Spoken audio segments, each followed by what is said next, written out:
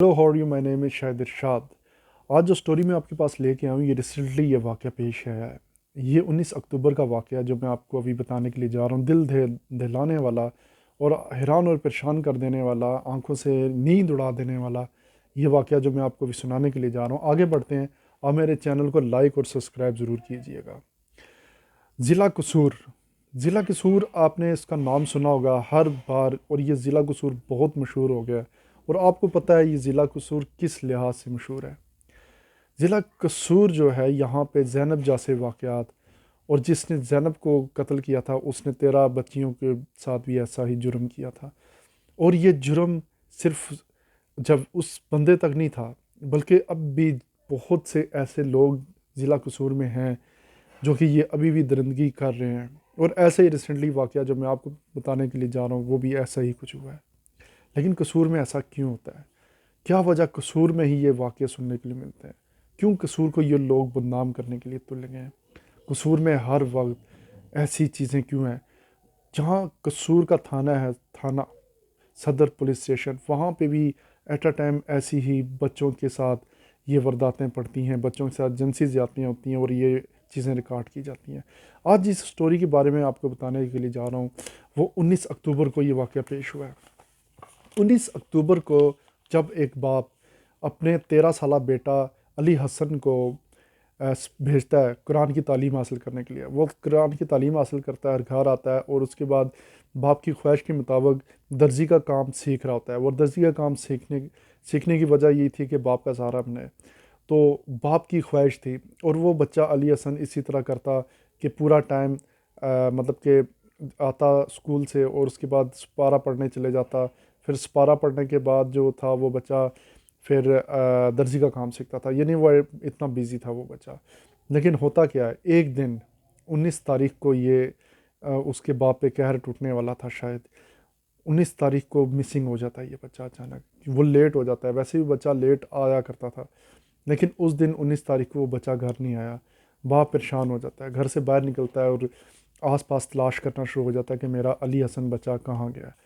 वो तलाश करता करता अपने दोस्त अवाब से भी पता करता है। वो सारे तलाश में लग जाते हैं। 3 घंटे गुजर जाते हैं।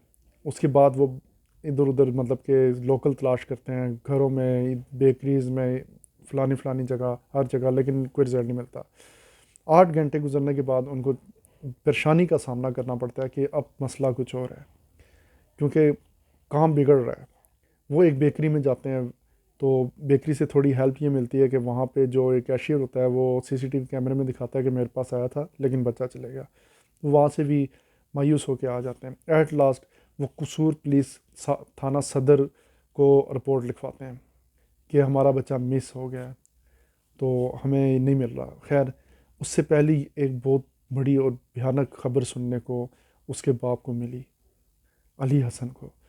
एक दोस्त का फ़ोन आया, कहता कि यार, एक झाड़ियों खेतों में एक डेड बॉडी मिली है, आके पहचान करो कहीं उसी बच्चे की तो नहीं है, अली हसन की। बाप जाता है और कहता है, देख के परेशान हो जाता है। इतनी बुरी उस डेड बॉडी की हालत थी कि उस डेड बॉडी की यहाँ चेस्ट वाली साइड सारी खाई गई थी, खड्डा बना हुआ था, और ये सर जो था तन से जुदा था और सर कहीं और पड़ा हुआ था, और बाकी धड़ अलग।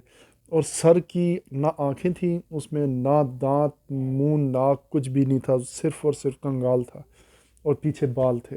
मतलब ये फेस खाया था किसी ने चाक मार मार के। और बाप जो होता है वो फिर भी नहीं पहचानता, लेकिन बाप की एक चीज़ से पहचानता है। वो क्या चीज़ थी कि बाप कहता है मेरे सारे बच्चों की जो पैर की उंगलियां वो मेरी तरह मुड़ी हुई हैं एक साइड से। बाप चुनाचा उसका पैर देखता है, वो उसी वही था, बाप की तरह मुड़ा हुआ था उसका पैर, हल्की सी उंगलियां। बाप शॉक्ड हो जाता है, और बाप उसकी जो कमीज़ थी वो भी मतलब पहचान लेता है। ये कहता है ये तो मेरा ही बेटा है, ये क्या हुआ है इसके साथ।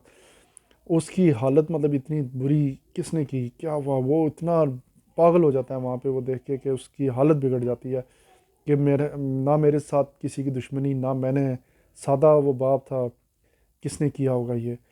बहुत उसके लिए हॉरिबल सीन था। खैर, बात वहाँ पे नहीं ठहरती, और उसके बाद बात पूरे गांव में फैल जाती है। आग की तरह पुलिस आ जाती है मौके पे, जो उसकी डेड बॉडी मिलती है, 19 तारीख को अली हसन लापता होता है, और उसके बाद 21 अक्टूबर को डेड बॉडी फाउंड होती है। यानी कि ये डेड बॉडी जो खेतों से मिली थी 21 तारीख को मिली थी, यानी कि 3 दिन बाद तकरीबन, क्योंकि इतनी देर वो इन्वेस्टिगेशन खुद से कर रहे थे, इधर उधर फिर रहे थे, लेकिन कोई हासिल उसूल नहीं था। डेड बॉडी निकलने के बाद अब आपको पता है अगला काम पुलिस के हाथ में था। एक इज़्ज़त बेइज्जती का सवाल था कसूर पुलिस वालों के लिए। अब वहाँ पे क्या होता है, पुलिस इन्वेस्टिगेशन करती है, घर से, मोहल्ले से, दुकानों से, यहाँ वहाँ, वहाँ जो करीब 1 किलोमीटर पे अड्डा था वहाँ पे पता करते हैं, जहाँ ये दर्जी का काम सीखता है अली हसन वहाँ पता करते हैं, लेकिन कोई सबूत नहीं मिल रहा था। बेकरी पे जाते हैं, वहाँ से एक वीडियो निकलती है। उस वीडियो में क्या होता है कि वो बच्चा अली हसन आता है और वो मतलब कि चीज़ें ख़रीदता है, जूस पीता है और वहाँ से निकल जाता है, पर वहाँ से भी कुछ नहीं मिल रहा होता। पुलिस वाले सारा अपने माथे पे हाथ रखते हैं और तंग आ पड़ जाते हैं, ये क्या, इस केस को कैसे सॉल्व करेंगे। बहुत मुश्किल पड़ जाती है पुलिस वालों के लिए कि कोई मिल ही नहीं रहा, क्योंकि सीसीटीवी कैमरे की मदद से हर बॉडी को रिकवर और उसके मुजरम तक मतलब पहुंचा जा सकता है, लेकिन पुलिस वालों के लिए बहुत मुश्किल बन चुका था। अब जिस बेकरी में अली हसन गया था, उस बेकरी की जो वीडियो थी वो पुलिस वाले बार बार उसको रिप्ले रिप्ले रिप्ले करके देखते रहते हैं बार बार। वो जो कैशियर था ना वो दिखाता रहता है। एंड में उसकी जो वीडियो में एक चीज़ कैशियर से पूछा कि यार ये कहाँ गया, वो तुम्हारा इसके साथ क्या सीन था, कि वो कैशियर कहता है मुझे तो कुछ भी नहीं पता, आई डोंट नॉट नो। खैर कैशियर बड़ा पढ़ा लिखा था, आईटी मास्टर भी था, तो वो तो मतलब ऐसा नहीं हो सकता। खैर पुलिस वालों ने वीडियो का ना देखते रहे 2-3 घंटे लगा के। उस वीडियो में एक चीज़ उनके सामने आई। वो क्या चीज़ थी कि उन्होंने देखा कैशियर तो पैसे ही नहीं ले रहा, उस लड़के को मुफ्त चीज़ दे रहा है, उस अली हसन को। पुलिस वालों को ये बात खटक गई, उनके जहन में ये बात चुभ गई थी कि ये पैसे क्यों नहीं ले रहा। वो तो ये तो अपने बाप को नहीं छोड़ते कैशियर, मतलब ये पैसा के 1 रुपये का हिसाब करते हैं। वो बच्चे को जूस भी दिया हुआ है, बिस्कुट दिए हुए हैं, वो क्यों नहीं ले रहा पैसे। खैर पुलिस वाले दोबारा जाते हैं, कहते हैं तुमने पैसे क्यों नहीं लिए। कहता है वो बस कभी कभी भूल जाता हूँ, जहन में नहीं रहता, कैशियर बोलता है ना।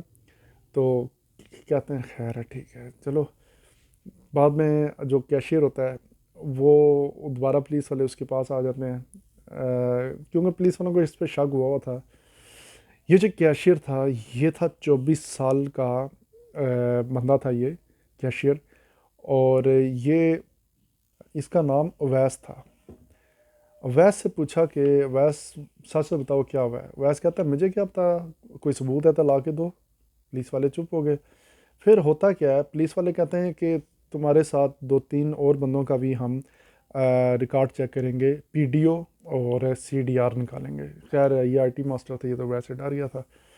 और इसका इसी तरह होता है, मोबाइल चेक किया जाता है, सब कुछ चेक किया। बाकी इसके दुकान के 2 लड़के और होते हैं, उनका भी चेक किया जाता है। इसकी मोबाइल से, अवैस के मोबाइल से 12,000 मवाद निकलता है, XXX, बीपी, पॉर्न मूवीज़ और गलत चाइल्ड पोर्नोग्राफी। अब पुलिस वालों को इस पर बहुत शक हो गया था, लेकिन शक नहीं, एक और वीडियो निकलती है, उससे तो यकीन हो गया था। वो क्या वीडियो थी कि अली हसन के साथ ये ज़्यादती कर रहा था उस वक्त, और ये वीडियो बना के चस्के ले रहा था। पुलिस वाले इसको वीडियो दिखाते हैं, कहते हैं अब बताओ, सबूत ले आए हैं, चलो आओ साथ। इसको लेके जाते हैं, इंटेरोगेशन स्टार्ट होती है, और इस सारा कुछ सीडीआर इसके सामने रखते हैं। बताओ अब, कि अब तुम झूठ बोल सकते हो। आखिरकार वैस को 2-3 थप्पड़ लगते हैं, तो वैस कहता है मैं सब सच बताता हूँ। वैस कहता है ये मेरी दुकान के सामने से गुजरता था और मेरा दिल ख़राब होता था इस पर देख के। और वैस को ये लत पड़ चुकी थी, ये पोर्नोग्राफी, चाइल्ड ग्राफ मतलब देखता था, इन चीज़ों को बहुत ज़्यादा डीपली देखता था।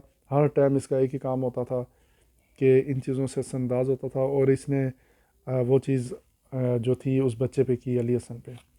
तो ये कहता है मैं, मेरे साथ उसकी फ्रेंडनेस थी ऑलरेडी, और इसी तरह अली हसन को इसने, ये इतना तेज़ था ये लड़का अवैस के, इसने जो अली हसन बच्चा था ये उसको कहता है कि तुम मेरे उसमें चले जाओ, वो जो क्वार्टर दिया होता है बेकरी वालों ने दिया था, वहाँ चले जाओ तुम, तो मैं आता हूँ। रात को 12 बजे ये क्या, इसने पुलिस वालों को बताया कि मैंने कैसे मारा। ये कहता है रात को 12 बजे गया, आगे से मैंने उसके साथ ज़बरदस्ती कोशिश की, क्योंकि वो लड़का मतलब इस तरह का था नहीं, लेकिन इसके साथ वैसे उसकी दोस्ती यारी थी। तो ज़बरदस्ती की है, जिसके दौरान उसका मतलब सांस घुट गया और वो मर गया था। और मैं उसको मोटरसाइकिल पे रात को 12 बजे लाद के उस खेतों में फेंक आया।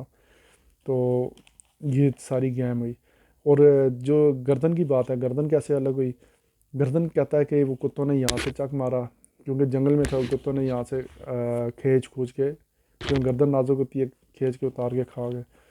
लेकिन इसकी गलती थी, वो कुत्तों ने नहीं, वो इसी ने, एक तरह इसी पे सारा बनता है। बेशक कुत्तों ने खाया जो भी है, लेकिन इसकी वजह से खाया, इसने मारा, सब कुछ, मर्डर भी इस पे चार्ज हो गया। इस पे बहुत सी दफ़ा लगी वैस पे। तो इस पे मतलब कि एक तो मतलब कि child abuse plus murder plus kidnap plus इस पे यानी कि बहुत से ऐसे ऐसे चार्ज लगे जिससे ये अब कभी भी जान नहीं छुड़ा सका। कौन कौन से इस चीज़ों से जान छुड़ाएगा? इस पे फुल अटेम्प्ट मर्डर चार्ज हो गया है। लिहाजा कहने का मकसद इस पूरी कहानी का एक खुलासा है कि अपने बच्चों पर नज़र रखी जाए, वो कहाँ जा रहे हैं, क्या कर रहे हैं।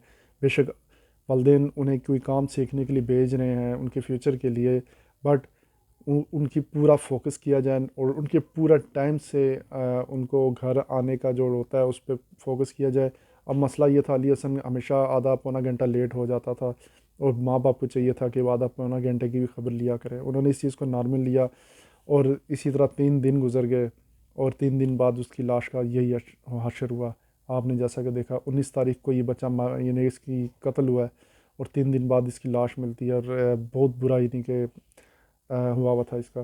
बाकी रही बात वैस की, वैस के मुख्तलिफ चैनल्स वाले उन्होंने इंटरव्यू लिए, उसने भी एक्सेप्ट किया कि मुझे इस चीज़ का बहुत था। आपको जैसे कि पता कि ज़ैनब केस में भी इसी तरह वीडियो का केस आया। कसूर में ऑलरेडी तकरीबन 4-5 साल पहले एक केस पकड़ा गया था, जिसमें एक अंकल नुमा बंदा था जो बच्चों की पोर्नोग्राफी वीडियो सेल करता था। उसको भी धर लिया गया था, लेकिन उसने बच्चों को मारा नहीं था, लेकिन वो छोटे छोटे बच्चों को आपस में उनका करवाता था और वीडियो सेल करता था, और बहुत महंगे दामों। ये चीज़ कसूर में देखने को क्यों मिल रही है? क्यों? इसके पीछे क्या राज है? क्यों ये चीज़ कसूर से ख़त्म नहीं होती है? हमेशा कसूर सुर्खियों में क्यों रहता है? ये एक बहुत बड़ा एक सवाल है आज का। लिहाजा मुझे इजाज़त दीजिएगा। Thank you very much. Next episode में आपके सामने शामिल होऊंगा। Thank you very much.